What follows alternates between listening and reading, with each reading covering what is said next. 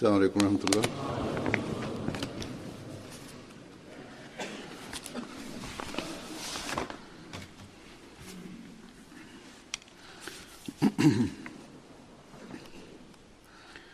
أشهد أن لا إله إلا الله وحده لا شريك له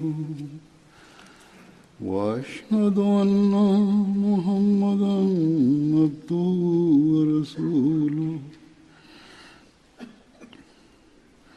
أما بعد فأعوذ بالله من الشيطان الرجيم بسم الله الرحمن الرحيم الحمد لله رب العالمين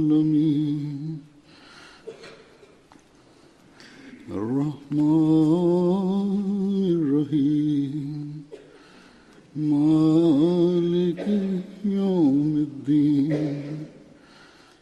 إياك نعبد وإياك نستعين اهدنا الصراط المستقيم صراط الذين أنعمت عليهم غير المغضوب عليهم ولا الضالين.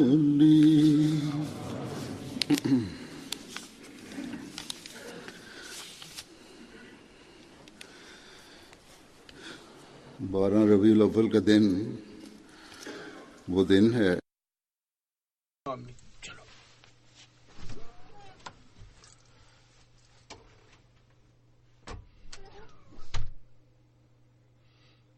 12 Rabiul Evvel günü öyle bir gündür ki dünyaya bir nur geldi. O nura Yüce Rabbimiz Siraj-ı Munir buyurdu. Parlayan güneş. O bütün dünya insanlarını manevi aydınlık verecekti. O Yüce Allah'ın hükümetini dünyaya kuracaktı ve kurdu da.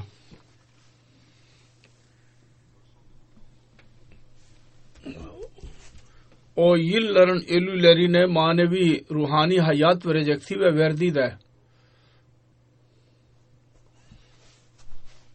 O dünya insanlarına barış verecekti ve verdi de.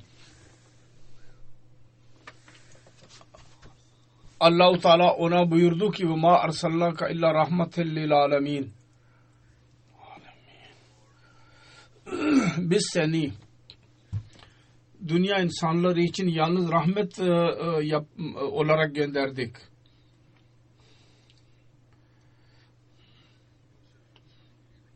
Bu rahmet yalnız insanlar için değildir. Aksine hayvanlar, kuşlar hepsi için rahmettir. Bu yalnız Müslümanlar için rahmet değildir. Hatta gayrimüslimler için dahi rahmettir. Rahmet idi ve bugün de rahmet vardır. Onun talimatları kıyamete kadar her bir insan için bir rahmettir. Onun hakkında Yüce Allah kendisine inananlara dedi ki Yüce Allah'ın elçisinde, Resulünde sizin için en iyi örnek vardır.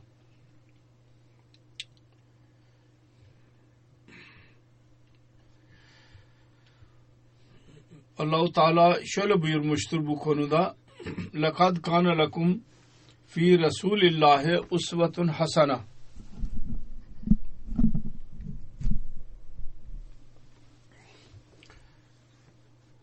لَمَنْ كَانَ يَرْجُ اللّٰهَ وَالْيَوْمَ الْآخِرَةِ وَذَكَرَ اللّٰهَ كَثِيرًا Şüphesiz sizin için Allah-u Teala'nın Resulünde en iyi örnek vardır. Allah ve ahiret gününü bekleyen ve çoklukla Allah'ı anan her bir insan için bir en iyi örnek vardır bu Resul'de sallallahu aleyhi ve sellem. Onun için bu en iyi örneği benimsemeden bir Müslüman olarak adlandırılamaz. Bizim Peygamberimiz sallallahu aleyhi ve sellem bizim için tevhidin en iyi örneklerini ileri sürdü. İbadetlerin en iyi örneklerini ileri sürdü. Yüce ahlak vasıflarının dahi en iyi örneklerini ileri sürdü ve kul haklarının dahi en iyi örneklerini ileri sürdü. Ancak ne kadar yazıktır ki bugünlerde Müslümanların çoğu kendisini sevdiklerini iddia ediyorlar. Fakat amelleri tam tersinedir. Bizim Efendimiz Muhammed Mustafa sallallahu aleyhi ve sellem'in verdiği talimat bambaşkaydı. Ve onun ameli de bunun lehindeydi. Amel yaparak bize gösterdiydi. Kendisi rahmetullahil alemin olarak gönderilmişti. Ve bu insanlar sevgi iddiasında bulunuyorlar. Ve bugünlerde 12 Rabiel günü çok coşkuyla bu günü kutluyorlar. Bugün de şöyle bir söz vermeleri lazımdı. Ey Allah'ın Resulü, biz senin örneğine bağlı kalarak her tarafa rahmetini yayacağız. Bunu yapacaklarına Müslümanların çoğunda fitne ve fesat bulunmaktadır. Bugün bu mutluluk gününde her Müslümanın ameliyle şu belli olmalıydı ki bizim inandığımız peygamber barış elçisidir. Dünya için rahmettir.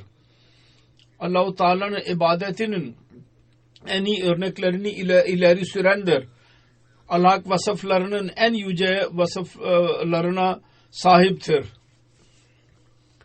Ve biz Yüce Allah'ın buyruğuna göre, onun sünnetine göre amel edenleriz. Onun için bizden bugün bu peygamberin doğum gününün mutluluğu gününde sevgi ve barış pınarları akacaktır. Ki bizim peygamberimizin kendisine inananlardan istediği de ancak buydu. Ve bizden de aynısını beklemiştir. Ve bize verdiği talimat da ancak budur. Ancak maalesef bunun tam tersine Müslüman ülkelerde fesat durumu vardır söylediğim gibi. Hatta gayrimüslim dünyada dahi Müslümanlardan dolayı bazı yerlerde korku içindedirler. Pakistan'da bu korkudan dolayı fitne ve fesat başka bir yere de taşınmasın, bu korkuyla bazı şehirlerde bugün cep telefonu kapatılmıştır bu servis ve polisin çokluğu her kavşakta duruyorlar. Bu peygamberin doğum gününü kutlamanın yolu bu mudur? Her uysal kimse korku içindedir ve hükümet yasa için ve barış için zorluk içindedir. Bizim Peygamber Efendimiz için Ahmediler aleyhinde küfür etmek, onları sövmek bu günlük alışkanlıktır tabii. Fakat bugün bunda dahi şiddet söz konusudur bugünkü mutlulukta. Kendi düşüncelerine göre bu insanlar bu amelleriyle bu yüce peygamberin hürmetini, saygınlığını çoğaltıyorlar. Birkaç gün önce Pakistan'ın birkaç şehrinde bir yürüyüş yapıldı. Orada oturumlar yapıldı, oturuşlar, gösterişler yapıldı. Her uysal kimse, vatandaşı rahatsız oldu. İşler durdu. Hiçbir hasta hastaneye gidemiyordu. Okullar kapatıldı. Hatta çarşılar ve dükkanlar dahi kapatıldı. Evinde yiyecek ve erzak olmayan bir insan çocukları için erzakı getiremiyordu, yiyecekleri. Milyonlarca rupilik zarara girdi milletimiz. Ve bütün bunlar bu sözde ulemaların peygamber sevgisi dolayısıyla oldu. Öyle bir Resul, öyle bir elçi ki o da rahmetullahil alemindir. O bize bu talimat verdi ki yolun hakkını dahi verin. Buyurdu ki çarşılarda gürültü yapmaktan çekinin. Buyurdu ki yollarda oturmaktan çekinin. Eshablar arz ettiler. Ya Resulullah biz mecburuz yollarda oturmaya. Çünkü o çağda ev işleri ve bürolar yoktu ki orada ticaret işleri yapılsın. Onun için bu işler yollarda yapılırdı. Resulullah sallallahu aleyhi ve sellem bunu dinleyince buyurdu ki o zaman yolların hakkını dahi verin. Arz edildi. Ya Resulallah evlerin hakları nelerdir? Resulullah buyurdu ki gözlerinizi alçak tutun.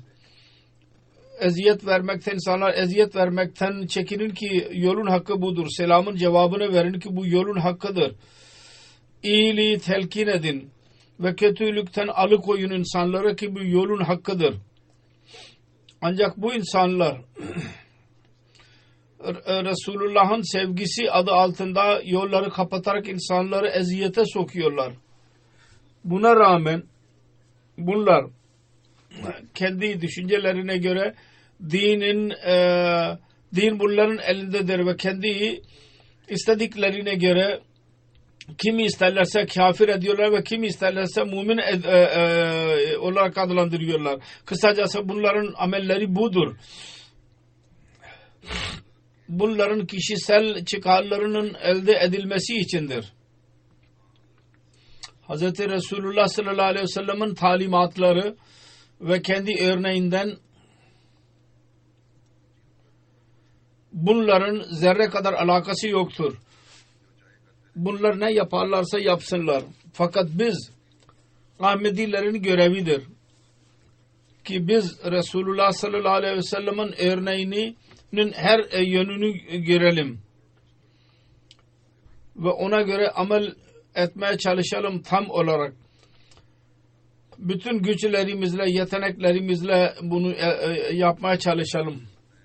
Şu anda ben Hz. Resulullah sallallahu aleyhi ve sellem'in örneğiyle alakalı olarak Resulullah sallallahu aleyhi ve sellem'in hayatının bazı yönlerini aydınlatacağım. Yüce Allah ile var olan sevgisini beyan ederek vaat edilen Mesih aleyhisselam bir yerde şöyle buyurmuştur. Resulullah sallallahu aleyhi ve sellem bir zatın aşığıydı, sevgilisiydi ve divane oldu. Sonra o başka bir insanın hiçbir zaman elde edemediğini elde etti. Kendisi yüce Allah-u Teala'yı o kadar seviyordu ki insanlar dahi diyorlardı aşıka Muhammedun ala Rabbe. Muhammed sallallahu aleyhi ve sellem kendi Rabbine aşık olmuştur. Sonra Resulullah sallallahu aleyhi ve sellem'in Allah ile olan aşkından bahsederek vaat edilen Mesih aleyhissalatü vesselam daha da beyan etmiştir. Diyor ki bu ayetler indiği zaman yani müşrikler pistir. Bütün kötü halkın kötüsüdür ve zürriyeti şeytandır ve bunların akılsızdır ve cehennem ödüdür bunlar. Bunu bu ayetler dinleyince Hazreti Ebu Talib kendisini çağırarak dedi ki ey benim yeğenim senin bu sövmelerinden dolayı bütün millet öfke içindedir ve seni helak etmek üzeredir ve beni de helak edecekler. Sen onların akıllarına sefih dedin. Onların büyüklerine şerrül beriye dedin. Ve onların putlarına cehennem odunu dedin sen onlara. ve genel olarak onlara pis ve zürriyeti şeytan ve çirkin dedin. Ben sana nasihat ederek diyorum ki kendi diline hakim ol ve sövmekten vazgeç. Yoksa ben kavime karşı duramam. Amcası bunu söyledi kendisine. Mesih Muhammed Aleyhisselam diyor ki Hazreti Resulullah sallallahu aleyhi ve sellem cevaben dedi ki ey benim amcam bu sövmeler değildir. Askine gerçeği tam zamanında beyan etmektir ve bu iştir ki ben bu gaye için gönderildim. Eğer bununla benim ölüm varsa arada ben ölmeye razıyım. Benim hayatım bu yolda vakıftır. Ben ölüm korkusuyla hakkı belli etmekten çekinemem. Amcam sen kendinin zayıf olduğunu zannediyorsan o zaman beni sığınmasından çıkar. Ben sana muhtaç değilim. Ben Allah-u Teala'nın buyruklarını iletmekten asla durmayacağım. Allah-u Teala'nın buyrukları hayatımdan daha azizdir bana. Eğer ben ölürsem bu yolda istiyorum ki tekrar dirileyim ve tekrar yollayayım. Bu korku yeri değil. Bunda büyük bir lezzet vardır ki bunda ben Allah-u Teala yolunda eziyet duyayım. Hazreti Resulullah bunu konuşuyordu ve çevresinde doğruluk nuru vardı ve kibarlık vardı. Resulullah'ın konuşmasını bitince Ebu Bakır ağlamaya başladı. Gözlerinden yaşlar aktı ve dedi ki ben seni bu yüce durumundan bir haber idim. Sen başka bir durumda ve başka bir şandaydın. Git ve işini yap. Ben hayatım boyunca seninle birlikte kalacağım. Mümkün olduğu kadar. Bugün biz Ahmedilere suçlanıyoruz. Mirza Gulam Ahmed Kadiyani Aleyhisselam'a inandığımızdan dolayı Ahmediler kafirtir diye biz suçlanıyoruz. Bu olay demin beyan ettiğim olay biz tarihte biz bunu okuyoruz ve dinliyoruz. Fakat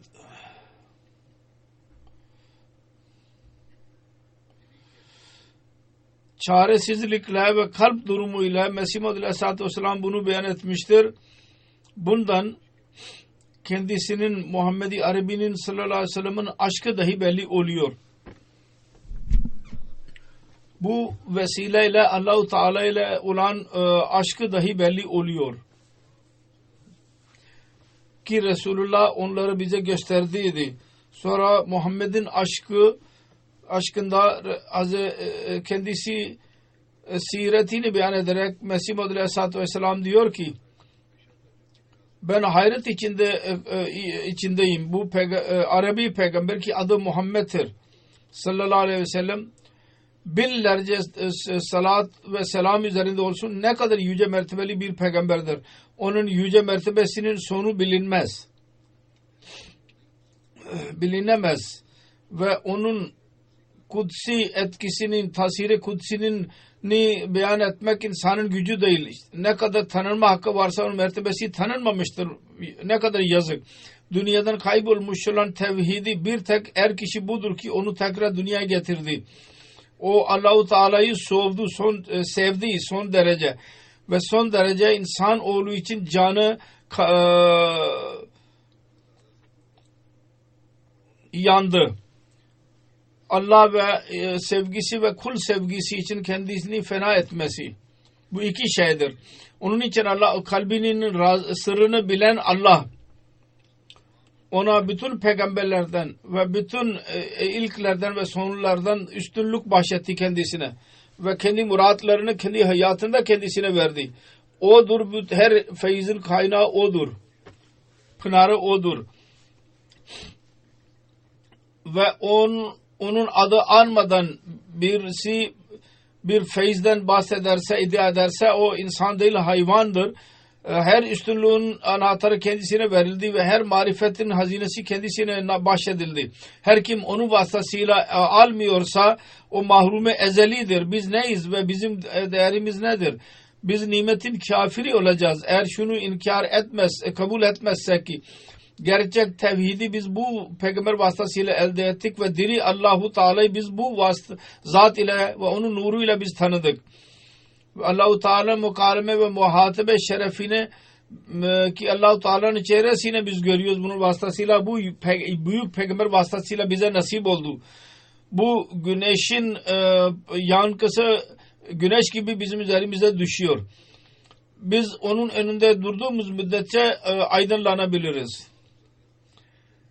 Demek ki kendisine tabi olarak ancak gerçek tevhid bilgisine insan sahip olabilir. Kendi örneğine göre amel ederek biz Allah-u Teala'ya ulaşabiliriz. Ve Mesih Muhammed Aleyhisselatü Vesselam'ın iddiasının temeli de ancak budur. Hz. Resulullah sallallahu aleyhi ve sellem'in ibadetinin ne kadar yüksek dereceliydi. Hz. Ayşe radıyallahu anha kendi teheccüd namazının durumunu beyan ederek diyor ki Resulullah sallallahu aleyhi ve sellem teheccüd namazında 11 rekattan daha fazla namaz kılmazdı. Ancak o kadar sevgili ve o kadar uzun ve o kadar güzel namaz olurdu ki o namazın uzunluğu ve güzellik konusunda bana sormayın. Kelimeler o durumu beyan edemezler. Bir rivayet vardır. Namaz kılarken bir sahabi kendisini gördü. Nafile kılarken ayrıca bir ayrılık durumunda dedi ki o zaman ağlayışından dolayı kendi göğsünden öyle bir ses çıkıyordu ki sanki bir değirmen dönüyor. Hatta bir rivayet vardır. Nasıl ki su kaynıyor bir tencerede. Rivayetlerde dahi vardır. Bazen namazda durarak kendi ayakları şişerdi ve şişirerek patlardı. Hazreti Ayşe beyan eder radıyallahu anh'a. Bir defa ben Hazreti Resulullah sallallahu aleyhi ve sellem'e arz ettim. Ey Allah'ın Resulü, niye o kadar eziyet duyuyorsunuz? Allah-u Teala bütün geçmiş ve gelecek günahlarını affetmiştir. Eksikliklerini. Resulullah dedi ki afala uhibbu an akuna abdan şekura. Ben şükreden bir kul olmayı sevmeyeyim mi? Allah-u Teala şükreden bir kulu olayım. Bunu ben sevmeyeyim mi? Allah-u Teala'nın Resulullah'ın bu ibadetinin bu yüceleri eshablarda ne kadar inkılap yarattı bunu beyan ederek Hazreti vaad edilen Mesih Aleyhisselam şöyle buyurmuştur. Ben kuvvetle diyorum.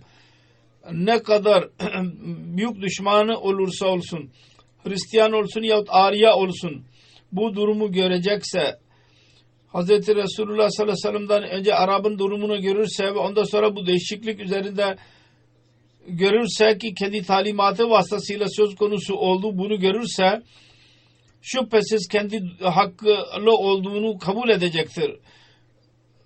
Kur'an-ı Kerim eski durumdan dahi bahsetmiştir. Arabistan'ın durumlarının. Putlara tapan onların durumunu şöyle beyan etmiştir ki yakuluna kama takulul an'am. Yani onlar hayvanlar gibi yemek yerler. Hayvanların durumları hayvanların durumudur. Onların kafirlik durumu böyleydi.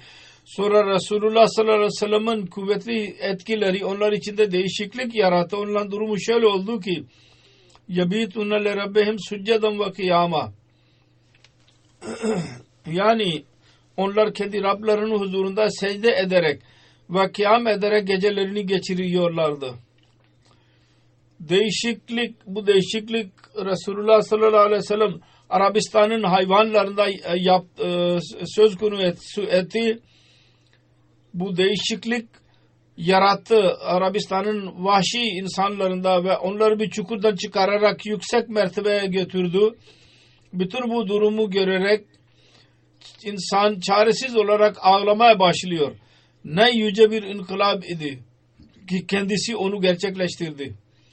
Diyor ki dünyanın hiçbir tarihi ve hiçbir kavminde bunun bir benzeri bulunamaz.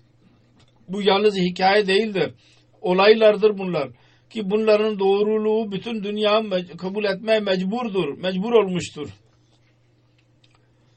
Onun için ilklerle benzeyen ve ahirinin bu cemaatinin dahi görevidir onlarla birleşen ki bu örneğe bağlı kalarak amel ederek nasıl eshablar ibadetlerini yükselttiler, biz dahi ibadetlerimizi yükseltelim ve yalnız maddiyatın içinde dalmayalım. Yan kuruluşları ve cemaat nizamı rapor veriyorlar ki şu kadar insan namaza geliyorlar, %40, %50, %60. Biz %100 ibadet edenler yaratmadıkça rahat durmamalıyız. Ve yalnız nizam değil, her insan kendisi muhasebe etmeli kendisini. Ben ne durumdayım? Sonra doğruluk konusunda Resulullah'ın örneği neydi? Kendisinin en büyük düşmanı Nazır bin Haris'in şehadetini dinleyiniz. Bir seferinde kafirlerin liderleri bir yerde buluştular. Nazır bin Haris ve Ebu Cehil dahi vardı Resulullah hakkında. Birisi dedi ki onun sahir olduğunu yahut yalancı olduğunu meşhur edelim. Nazır bin Haris ayağa kalktı ve dedi ki ey Kureyş güruhu, öyle bir işi önünüze gelmiştir ki bunun mukabilesi için siz bir tedbir yapamazsınız.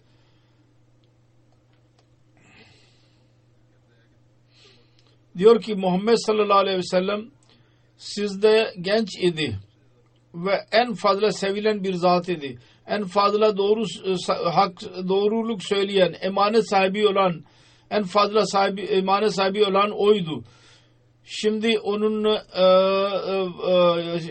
artık yaşlılık duruma girdi ve saçlar beyazlaşma başladı. Şimdi o talimat getirdi. Siz diyorsunuz ki sahirdir. Sahirlik yoktur onda. Biz de sahirleri gördük diyorduk ki o kahindir. Biz de kahinleri gördük ama o asla kahin değil. Siz dediniz ki o şairdir. Biz şiirin bütün sınıflarını biliyoruz fakat o şair değil. Sonra dediniz ki o mecnundur. Fakat onda Mecnun'un hiçbir alameti yoktur. Ey Kureyş güruhu, daha dikkat edin. Büyük bir muameleyle baş başasınız. Sonra Ebu Cehil kendi doğruluğunu asla inkar edemedi. Yani doğru söz söylediğini. Dedi ki ben sana yalancı diyemem. Fakat senin getirdiğin talimat doğru değil. Çünkü sen bizim putlarımız aleyhinde konuşuyorsun. Ebu Sufyan dahi Herakl'ın sarayında aynısını söyledi. Kendisi asla yalan söylememiştir ve doğru söylemeyi telkin ediyor daima. Onun için en büyük düşman dahi kendisine asla yalancı diyemedi. Ve kendisinin nebüvvetinin doğru olduğunun en büyük delili de budur. Bir Yahudi bir alim kendi çehresini görerek dediydi ki bu yalancının çehresi olamaz. Onun için bugün dahi kendisinin talimatları ve amelinin doğruluğunun en yüksek seviyeleridir ki gayrimüslimleri dahi İslamiyet'e yaklaştırabilirler. Bu yalan, aldatmaca, İslamiyet aleyhinde nefretleri de çoğaltabilir insanları fakat İslamiyet'e yaklaştıramaz insanları.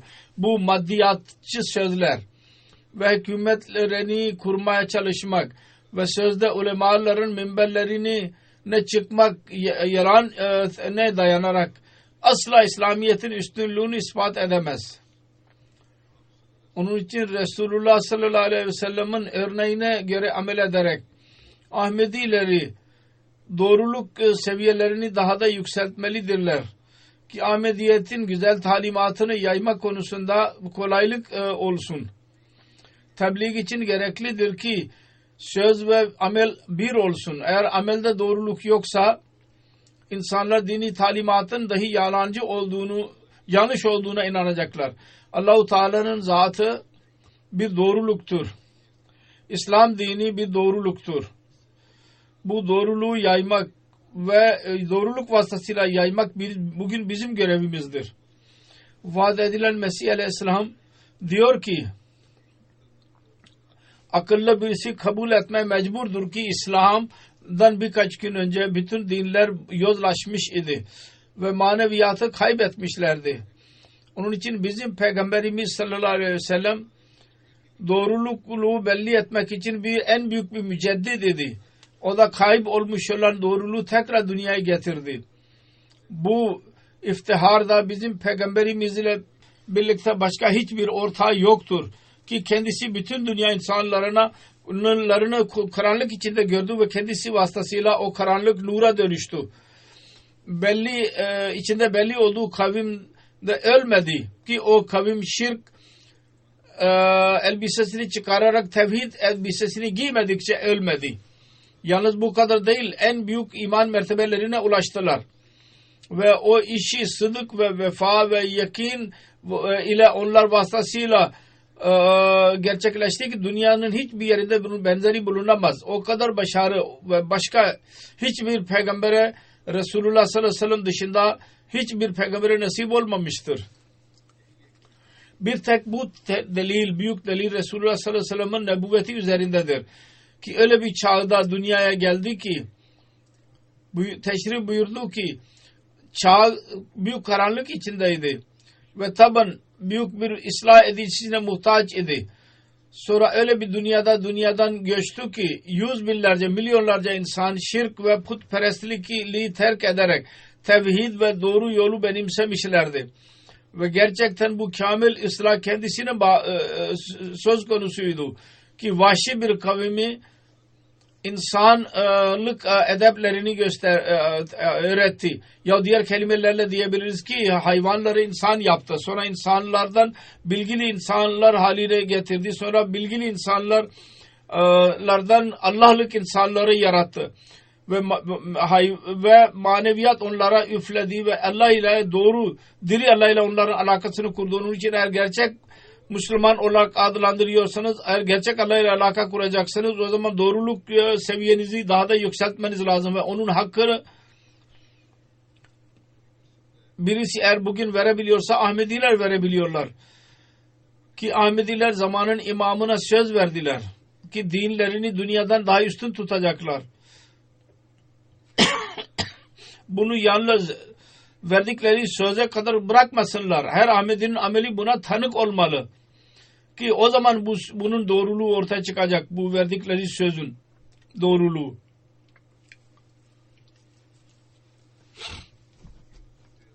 Bir yüce ahlak vasfı aciz kibarlıktır ve alçak gönüllülüktür. Yahut alçak gönüllülükte dahi kendisinin ahlakı kendi yüceliklerini gösteriyor. Kendi kibarlığından bahsederek Hazreti Ayşe radıyallahu anh'a beyan eder. Hiçbir zaman olmadı ki eshablardan yahut ehli beytten birisi kendisine çağırmış olsun ve kendisi lebbek dememiş olsun. Hazreti Ayşe radıyallahu anh'a diyor ki onun için Kur'an-ı Kerim'de yüce Allah der ki İnnaka la ala hulukin azim.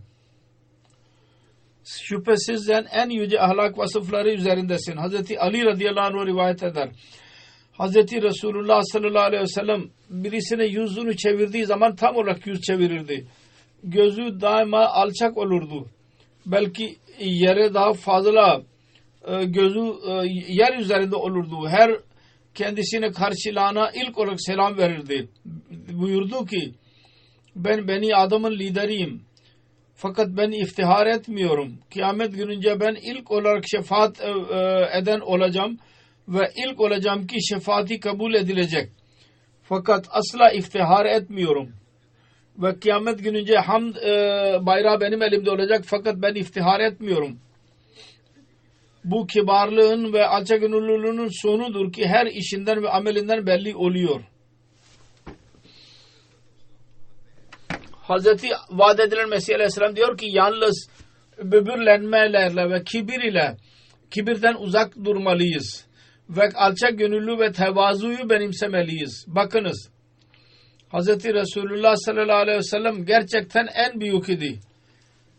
Ve büyüklüğü ve müstahak idi. Onun alçak gönüllü ve tevazunun bir örneği Kur'an-ı Kerim'de mevcuttur, yazılıdır. Ki bir kör Hz. Resulullah sallallahu aleyhi ve sellem'in huzuruna gelerek Kur'an-ı Kerim'i okuyordu. Bir gün kendisinin yanında Mekke'nin reisleri ve liderleri oradaydı. Kendisi onlarla konuşuyordu. Konuşma bakımından dolayı biraz gecikti. Kör kalkıp gitti. Bu küçücük bir şeydi. Allah-u Teala bunun hakkında sure indirdi.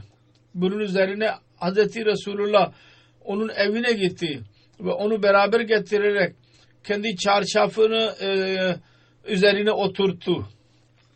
Mesih Muhammed Aleyhisselam diyor ki asıl şudur ki kalbinde Allah-u Teala'nın yüceliği var olanlara mutlaka alçak gönüllü olurlar. Çünkü onlar Allah-u Teala'nın bir niyaz oluşundan daima korkarlar. Diyor ki nasıl yüce Allah nevazlar şekilde nokta girdir. Eğer bir yerden öfkelenirse hemen yok edebilir. Onun için bunlar üzerinde düşünmek lazım ve bunlar hatırda tutmak lazım ve amel etmek lazım. Kendi örneğinin, siretin ve örneğinin konusu bitmez bir konudur. Her ahlak vasfında en yüce örneği vardır ve neden olmasın? Kendisi yüce bir muallimdir. Ahlak vasıflarının muallimidir. Eğer birisi kötü ise de kendisine gelince kendisine güzel ahlak vasfıyla karşılaştı.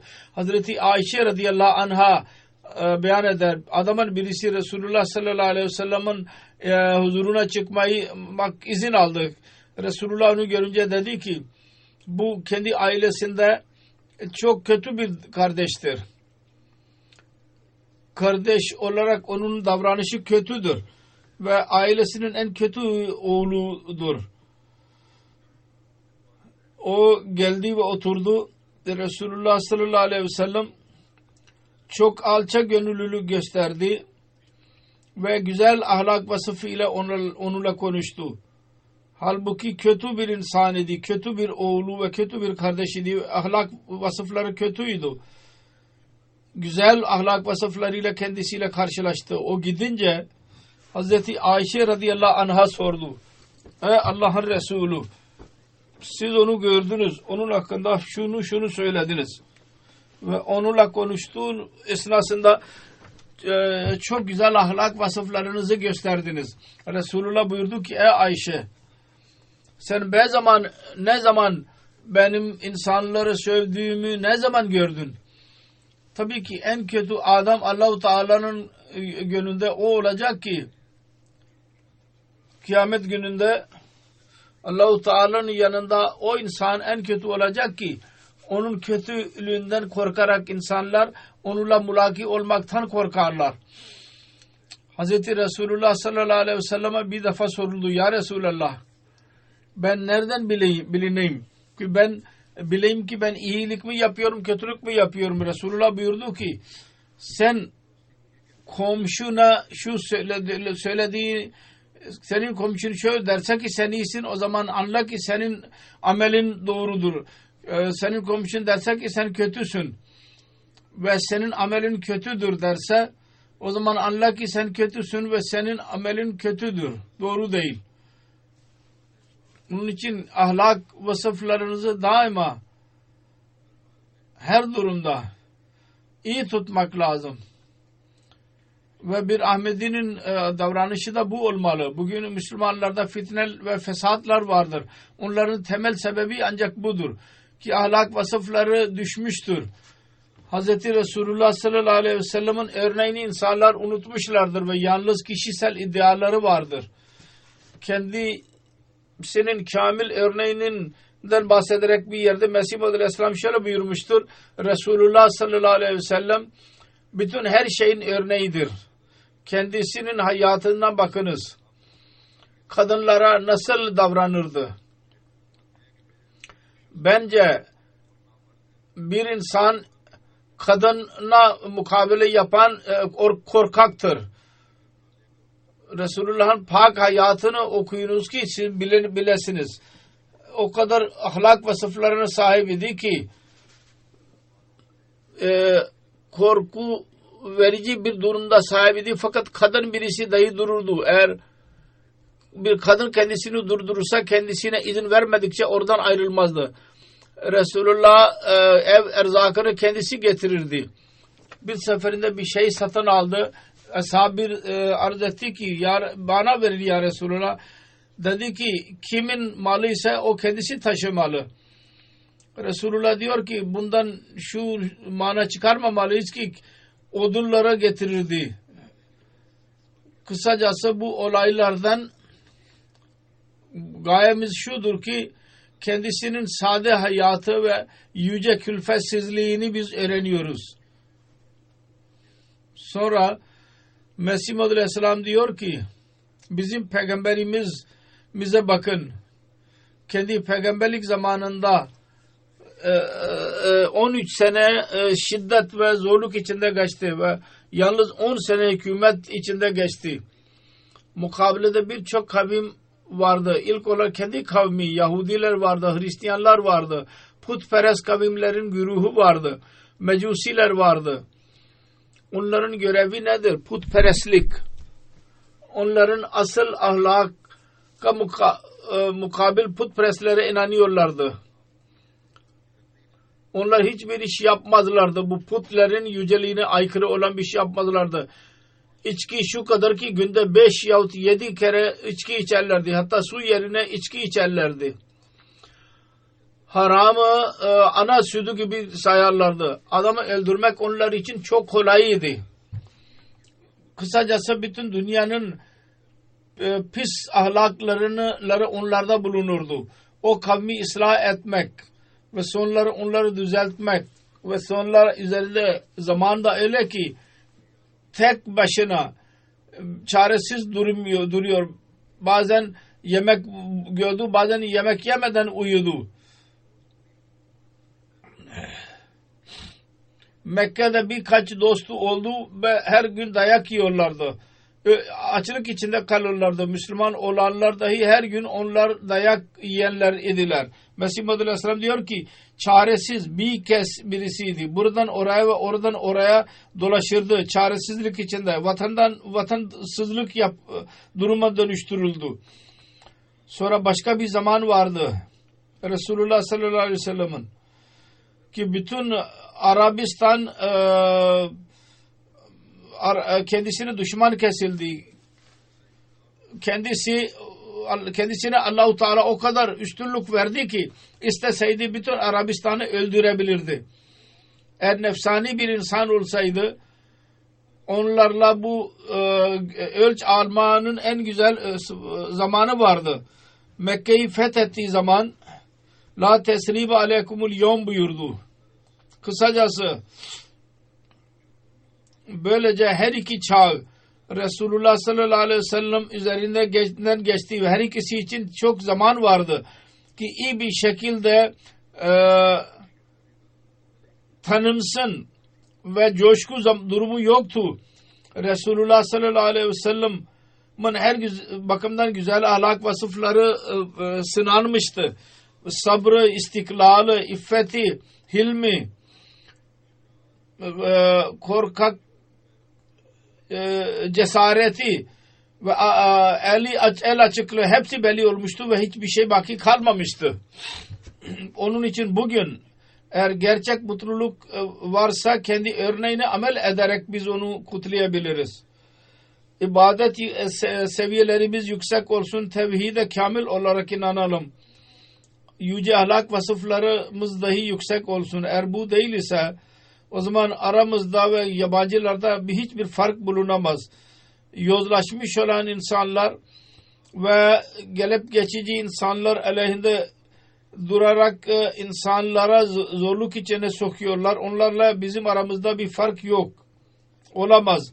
Mesih Maud Aleyhisselatü Vesselam'ın biyeti bizden şu istiyor ki her işte Resulullah sallallahu aleyhi ve sellem'in örneğini gözlerimizin önünde bulunduralım. Dua edelim ki her birimiz ona nasip bize nasip olsun. Resulullah sallallahu aleyhi ve sellem'in güzel yüksek makamından bahsederek Mesih Muhammed Aleyhisselam diyor ki o insan en kamil ve insanı kamil idi.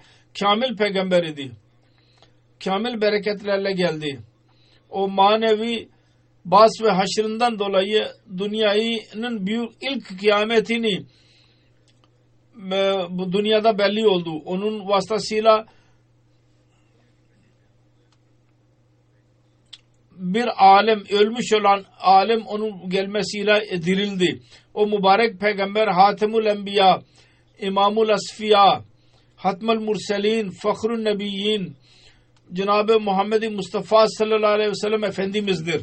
Ey sevgili Rabbim, bu sevgili peygamber üzerine rahmet ve salavat gönder ki dünyanın başlangıcından sonra hiçbirisine göndermemiş olasın. Eğer bu peygamber olmasaydı ne kadar küçük peygamber dünyaya geldiyse, mesela Yunus, Eyyub ve Mesih, Meryem ve Melaki ve Yahya ve Zakariya vesaire vesaire, onların doğruluk üzerinde bizim elimizde bir delil yoktu.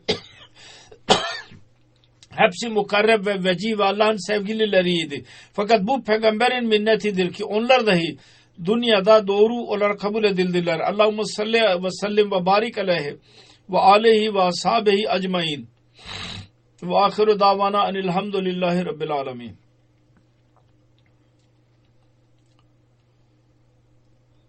Namazlardan sonra ben gayb cenazesini bir cenaze kıydıracağım. Sister Salma Gani Amerika'dandır. Amerika'da yaşıyordu. 20 Kasım günü 83 yaşında vefat etti. İnna lillahi ve inna ileyhi raciun. Amerika amiri yazıyor. 1960-61'de 26 yaşında biat etti ve cemaate girdi. Meslek bakımından okulda öğretmen idi. 1975-76 celsasına katıldı Rabvah'ta. Çok mutlulukla oranın olaylarını ve 3. halife ile mülakatından bahsediyordu. 15 sene Sadr Lajna Amerika hizmet nasip oldu kendisine. Çok çaba sarf etti ve Lajna-i Mailla Amerika'ya yükseltti. Birçok defa Philadelphia'da Sadr Lajna olarak görev yaptı. Merhume 5 vakit namaz dışında teheccüdü dahi hiç kaçırmazdı. Daima cemaatin ilerlemesi için çalışırdı. Çok istiyordu ki Philadelphia'da cami tamamlansın ve dua dahi ederdi. İnşallah Amirul Mu'minin diyor ki pek yakında tamamlanacak. Amir Bey yazıyor. Yerel sadrın diyor ki bir sadr olarak bana daima itaat ederdi cemaat işlerinde. Bütün cemaat işlerine katılırdı. Sadr Bey diyor ki 2 ay önce midede kanser olduğu öğrenildi. Ben vefatından bir hafta önce kendisiyle mülaki oldum. Dedim ki benim vasiyetimi dinle. Doktorlar 4-5 ay diyorlar fakat birkaç günlüktür. Cenazeyi sen kıydıracaksın. 3 günden fazla beklemeyeceksin. Camide cenaze olacak. Philadelphia'da mezar hazırlanmıştır. Merhumenin evladı yoktu. Kendi ailesinde bir Ahmedi hatta Müslüman da yoktu. Kardeşlerinden hep onlarla muamelesi çok güzel idi. Sadr Lajna Amerika yazıyor. Bir Hristiyanlık ailesinde, çevresinde doğdu. Fakat 15'inden beri Hz. İsa Aleyhisselatü Vesselam'ın çağrımında ki ölmez ve bu konusunda Hristiyanlık aleyhinde sorular zihnine geldi. Öyle bir dini arıyordu ki kalbi teselli bulsun. Bu arayış içinde Katolizmden okudu. Hindu din ve Hristiyanlık ve Budistler hakkında bilgi edindi. Her konuda iyi talimat buldu. Fakat onlardan hiçbir din kendi beklentilerine göre değildi. Bu esnada dostunun birisi belli bir zaman önce Müslüman olduydu. Kendisine bir broşür verdi. İçinde yazılıydı ki Hz. İsa Aleyhisselam çarmıhta ölmemiştir. Bunu görünce gözleri yaşardı. Dedi ki ben tekrar dirildim. Öyle hissettim ki benim vücudumun bir parçası ölüydü. Bu şimdi dirildi. Bu zihnindeki bütün soruların cevabı bu broşürde vardı. Camiye gitti ve oradan birçok kitap satın aldı, mutala etti. Sonunda Amerika'nın Philadelphia şehrinde biat etti. Hayatının sonuna kadar bu şehirde kaldı. Bir mertebede dedi ki bu öyle bir broşür idi ki orada yazılıydı. Hz. İsa Aleyhisselatü Vesselam'ın vefatı çarmıhta ölmemiştir. O benim İslamiyet'e girmeme sebep oldu ki İslam gerçek dindir. Ahmedi olarak hayatını geçirdi. Burada hilafet ve cemaatiyle ihlas vefa gösterdi ve sevdi. En yüce örneğini ileri sürdü. İtaat için diğerler için bir örnek idi. 4. Halife Rahimahullah'ın devrinde 15 seneye kadar Sadr Lajna Amerika kaldı. Ondan sonra birçok yerde yerel Sadr Lajna olarak görev yaptı. Afrika ve Amerika masa başında dahi başkanlık olarak görev yaptı. Kalbi daima tebliğ yapmayı istiyordu. Hristiyanlık ailesiyle alakası olduğu için alimane bir şekilde, etkileyici bir şekilde Hristiyanlara tebliğ yapardı. Onların çabası neticesinde birçok kimse Ahmedi oldu. Ve böylece birçok insanın ıslahının vasıtası oldu. Daima kardeşlikten bahsederdi. Gana ve Nijerya'nın birçok defa gitti. Her yerde Anti Salma Gani olarak tanınırdı. Amerika cemaatinde kendisi çok takva sahibi ve sevilen bir bayan ediyor. Herkes onu hatırlayacak. Yüce Allah merhumenin derecelerini yükseltsin ve onun diğer geri kalan onun akrabaları Ahmedi olanlara sebat versin ve Amerika cemaatine güç versin. O Amerikalılar da İslamiyet'in gerçek mesajını kabul etsinler. Onu anlayan ve kabul edenler olsunlar. Amin.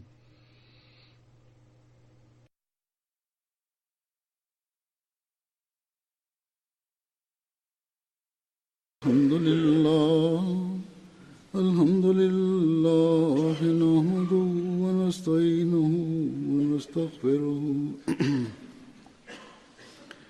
ونؤمن به ونتوكل عليه ونعوذ بالله من شرور أنفسنا ومن سيئات أعمالنا من يهده الله فلا مضل له ومن يضلل فلا هادي له ونشهد أن لا إله إلا الله ونشهد أن محمدا عبده ورسوله عباد الله رحمكم الله إن الله يأمر بالعدل والإحسان وإيتاء ذي القربى وينهى عن الفحشاء والمنكر والبغي يعظكم لعلكم تذكرون اذكروا الله يذكركم وادعوه يستجب لكم ولذكر الله أكبر